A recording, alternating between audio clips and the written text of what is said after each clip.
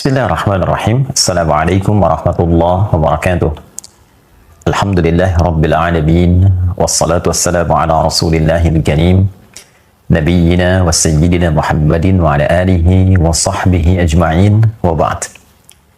Saudara-saudariku, sebangsa, setanah air dimanapun berada, Alhamdulillah wa syukrulillah ala kulli ni'amillah.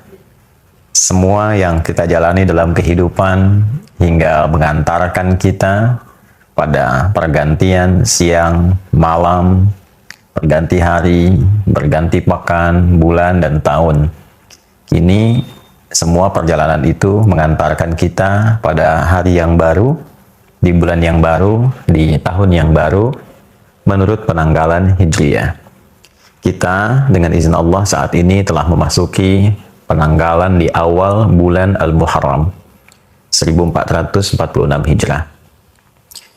Setiap yang sampai pada titik ini tentu telah mengalami beragam peristiwa dalam kehidupan, telah melintasi berbagai macam era bagi sementara orang, dan pertanyaan terbesarnya dari sekian waktu yang telah Allah berikan kepada kita untuk berkehidupan sampai detik ini, berapakah yang memiliki nilai kebaikan di sisi Allah Subhanahu wa Ta'ala? Sementara kita meyakini bahwa kita pasti akan berpulang. Kita akan meninggalkan dunia ini. Semua kita berkeyakinan dunia ini tempat sementara, bukan abadi kita berada di sini. Kita akan kembali kepada Sang Pencipta, Allah Subhanahu wa Ta'ala. Logika sederhana kita bertanya, bila di dunia ini saja kita berjuang untuk mendapatkan bekal supaya nyaman berkehidupan, Anda, saya, kita bersekolah, belajar untuk mendapatkan peningkatan pengetahuan, mendapatkan ijazah yang digunakan untuk mencari pekerjaan, guna mendapatkan bekal untuk berkehidupan. Ingin hidup nyaman, tenang, tentram, sejahtera. Bila di dunia yang kita akan tinggalkan saja sedemikian kuat perjuangan kita, sampai sebagian orang bahkan tega melakukan tindakan-tindakan yang tidak pantas, kontraproduktif, tindakan yang destruktif, merusak, mentolimi orang, mencelakakan, hanya untuk merasakan kenikmatan sesaat, yang bahkan dari beberapa pandangan kenikmatan yang mungkin didapatkan sifatnya semu, tidak melahirkan kebahagiaan yang sejati. Dapat harta banyak, hasil korupsi, walaupun terasa banyak tapi tidak menyenangkan, tidak membahagiakan, gelisah, gak enak. Hasil nyogok, hasil judi, tentu akan berpengaruh pada keadaan dalam jiwa. Poinnya adalah, untuk mendapatkan yang sementara saja begitu luar biasa, sungguh-sungguh, serius, dengan segala apa yang tadi diungkapkan, maka bagaimana dengan persiapan kita untuk kembali ke tempat yang abadi, menghadap kepada Pencipta kita, Allah Subhanahu wa Ta'ala, yang akan mengevaluasi seluruh ragam kegiatan kita dalam membawa misi kehidupan di muka bumi ini. Tentu penting mendapatkan waktu untuk berkontemplasi, untuk merenung, untuk mengevaluasi perjalanan hidup kita. Dalam bahasa keagamaan sering disebut dengan muhasabah, untuk melakukan satu titik kembali mengevaluasi seluruh kegiatan hidup kita, guna mendapatkan satu pencerahan yang membuka jalan hidup baru untuk menata kegiatan-kegiatan yang lebih bermanfaat. Allah Subhanahu wa Ta'ala menjadikan dari setiap perjalanan kehidupan kita itu beberapa waktu khusus tertentu yang dapat kita gunakan untuk mengevaluasi diri, guna membenahi kembali nilai-nilai kehormatan kita di hadapan Allah yang mungkin telah berkurang atau bahkan sebagian rusak karena perilaku manusia sendiri yang merusak. Pandangan yang seharusnya melihat yang baik, rusak cara pandangnya karena seringkali digunakan menatap yang tidak baik.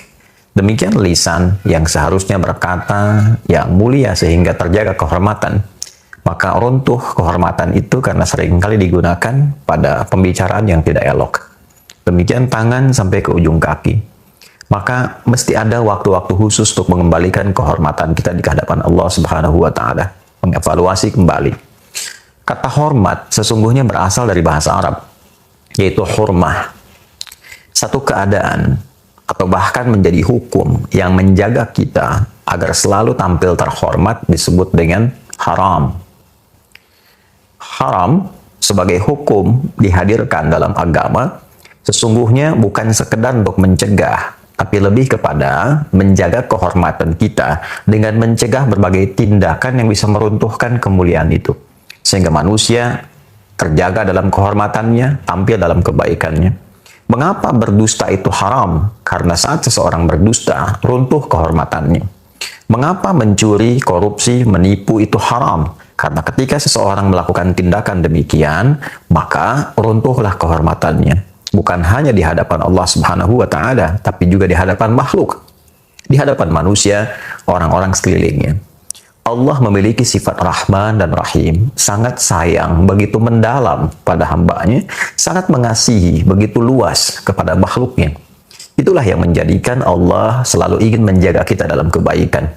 Bila tangan ini pernah salah melakukan tindakan, maka harus dijaga dan dikembalikan kepada fungsinya yang baik sehingga kehormatan tangan itu terjaga dengan baik sampai pulang menghadap Allah. Diri kita diciptakan baik, Allah inginkan pulangnya pun baik dan terhormat. Itu poinnya. Maka segala yang diharamkan itu disebut dengan muharram. Dusta itu muharram. Mencuri itu muharram. Berjudi mau offline mau online itu muharram. Hukumnya haram. Bila kita ingin meninggalkan seluruh perbuatan-perbuatan itu, mencoba mengevaluasi, menepikan yang dilarang, menjaga kehormatan, mengembalikan pada kemuliaan, berpindah pada tempat dan keadaan yang lebih baik, maka di antara rumusnya kita bisa tambahkan al pada kata itu. Al-Muharram memberikan kesan kepada kita bukan hanya menjadi bulan pertama, nama bagi bulan pertama dalam penanggalan Hijriyah, tapi juga memberikan sebuah kesan korektif, sebuah pesan evaluasi bahwa mengawali waktu, mengawali bulan, mengawali tahun yang baru itu hendaknya dimulai dengan perenungan mendalam untuk meninggalkan segala sesuatu yang tidak baik yang biasa dilakukan oleh bagian tubuh kita. Ketika kita bisa meninggalkan segala yang terlarang itu dan merubah menjadi lebih baik, mata melihat yang terlarang kita alihkan pada yang baik. Demikian telinga mendengar yang dilarang kita alihkan pada yang baik. Lisan sampai ujung kaki dimulai dari Al-Muharram sehingga ia berpindah pada kebiasaan baik, meninggalkan kondisi tidak baik menjadi baik. Itulah hijrah yang sejati.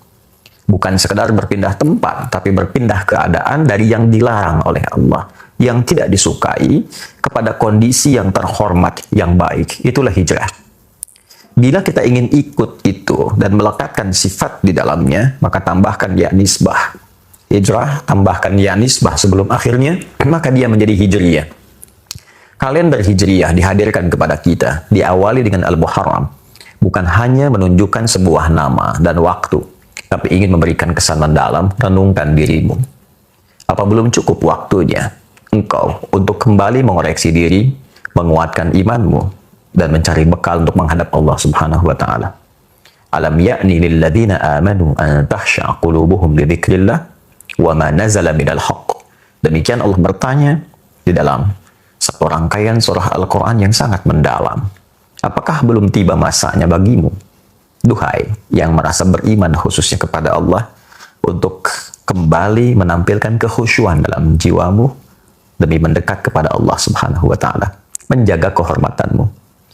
Ada 4 bulan terhormat, yang 3 terangkai, yaitu Dzulqa'dah bulan ke-11, Dzulhijjah bulan ke-12, dan Al-Muharram bulan yang pertama dalam kalender Islam, serta 1 terpisah yaitu Rajab pada bulan yang ke-7. Sekarang kita berada di awal tahun. Kita berada di 1 dari 4 bulan mulia itu, dan disitulah berlaku hukum Quran surah ke-9 ayat ke-36. Inna iddatash syuhuri 'inda Allahi 12 syahran fi kitabillah yauma khalaqas samawati wal arda minha arba'atun hurum. Dzalika ad-dinul qayyim fala tadhlimu fihinna anfusakum. Al-ayat. Sungguh Allah menegaskan jumlah bilangan bulan dalam setahun itu di sisi Allah yang telah ditetapkan sejak mula penciptaan langit dan bumi berjumlah 12 bulan. Setahun ada 12. Dari 12 itu ada 4 bulan utama yang desainnya untuk menjaga kehormatan. Desain muhasabah, evaluasi, koreksi diri. Maka jika Anda telah hadir dari 4 bulan itu, maka kata Allah, فَلَا تَظْلِمُوا فِيهِنَّ أَنفُسَكُمْ. Maka berusahalah untuk mengoreksi diri. Jangan berbuat maksiat. Tinggalkan yang dilarang. Jangan berbuat zalim pada diri sendiri. Berkata kotor itu zalim pada lisan. Berkata yang tidak baik, zalim pada lisan. Memandang yang tidak bagus, zalim pada mata. Mendengar yang tidak mulia, zalim pada telinga. Fala tazlimu fihinna anfusakum. Jangan sekali-kali engkau mencoba menzalimi dirimu di waktu-waktu itu. Nah, itulah ketentuan agama yang benar. Ya, Allah menyampaikan dzalika dinul qayyim. Sebelumnya, ketentuan agama yang benar itu di antara pembuktiannya adalah penjagaan terhadap perilaku kita untuk tampil lebih mulia. Ini yang tampak di hadapan Al-Quran. Definisi kemuliaan di hadapan Allah adalah ketika akhlak kita dapat terjaga yang dihasilkan dari pendidikan ibadah kita kepada Allah Subhanahu wa taala. Itu yang menjadikan suksesnya salat seseorang itu ketika tampak baik akhlaknya. Tanha 'anil fahsya wal munkar. Salat sekian banyak rakaat, sekian panjang dibacakan, tapi tidak merubah perilaku menjadi lebih baik, maka itu hanya sekedar memenuhi rukun syarat untuk naik turun, tapi tidak menjaga kualitas dan kekhusyuan di dalamnya. Untuk itu, saudaraku, sekali lagi, saya Andi Hidayat ingin memohon maaf demi memberikan contoh pertama pada diri pribadi sebelum mengajak siapapun. Saya memohon maaf kepada saudara-saudariku dimanapun berada, bila selama ini Anda pasti mendapati hal yang kurang wajar untuk kami tampilkan. Boleh jadi didapati kata-kata yang tidak elok untuk disampaikan. Saya memohon maaf dengan segala kerendahan hati bagi berbagai pihak yang mungkin merasa kurang berkenan atau bahkan tersinggung dengan rangkaian kata-kata yang pernah saya ungkapkan selama berkehidupan sampai detik ini. Boleh jadi ada cara pandang yang kurang baik yang pernah kami tampilkan, yang dengan itu mungkin berpotensi menyakiti ataupun juga melahirkan pandangan-pandangan yang tidak elok.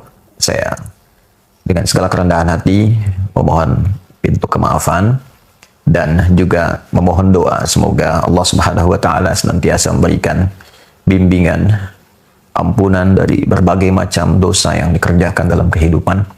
Dan sekali lagi saya mengajak setelah itu kepada kita semua, mari kita isi tahun baru ini untuk meningkatkan ketakwaan kita kepada Allah Subhanahu wa taala, saling mendoakan, pemimpin dengan rakyat saling mendoakan, pimpinan di kantor dengan karyawan saling mendoakan, dengan tetangga kita saling mendoakan supaya negeri ini tentram, damai, baik. Setelah itu saling mensupport dalam kebaikan. Mari kita bangun bangsa, bangun negeri dengan segala kemampuan yang Allah titipkan kepada kita dan niatkan ibadah supaya mendapatkan poin di sisi Allah Subhanahu wa taala. Dan semoga tahun ini berkah untuk kita semua, berkah untuk keluarga, berkah untuk umat Islam khususnya, berkah untuk negeri kita tercinta Indonesia.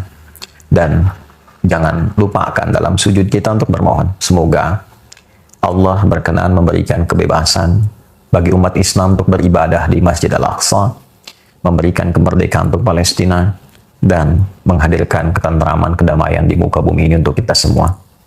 Semoga Allah mengabulkan. Allahumma rabbana taqabbal minna innaka antas sami'ul alim wa tub 'alaina innaka antat tawwabur rahim. Rabbana zalamna anfusana wa illam taghfir lana wa tarhamna lanakunanna minal khasirin. Allahumma rabbana atina fid dunya hasanah fil akhirati hasanah wa qina adzaban nar. Wa sallallahu ala sayyidina Muhammad wa ala alihi wa sahbihi ajma'in. Wa akhiru da'wana subhanakallahumma rabbana wa bihamdika asyhadu an la ilaha illa anta nastaghfiruka wa natubu ilaik. Walhamdulillahi rabbil alamin. Assalamualaikum warahmatullahi wabarakatuh.